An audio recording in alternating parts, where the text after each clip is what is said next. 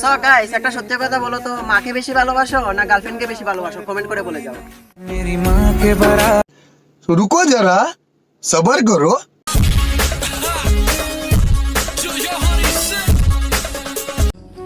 গার্লফ্রেন্ডে যদি ফোন করিয়া মিলে না, তাহলে মনে করিয়া তারা বাসন মাজার দিছি।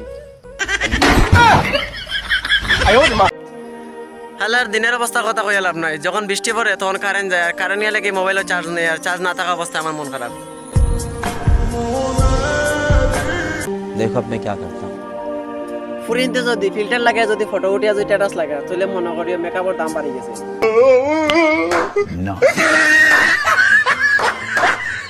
গাড়ি যত সুন্দর কিনো না কেন, অ্যাকচুয়ালি সাইলেন্সার কিন্তু খালা হইব, আর মাতিকার কিন্তু গাড়ি সাইলেন্সার আসলো না।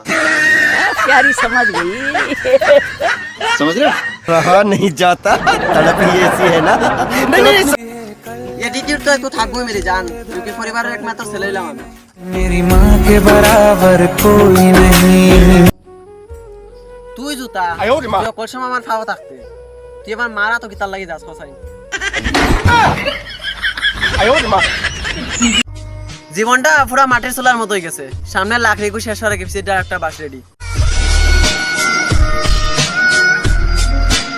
সো গাইস, একটা কথা বলো তো, মা বাপের তলে কত টাকা খরচ করেছো আর গার্লফ্রেন্ডের তলে কত টাকা খরচ করেছো? কমেন্ট করে বলে যাও।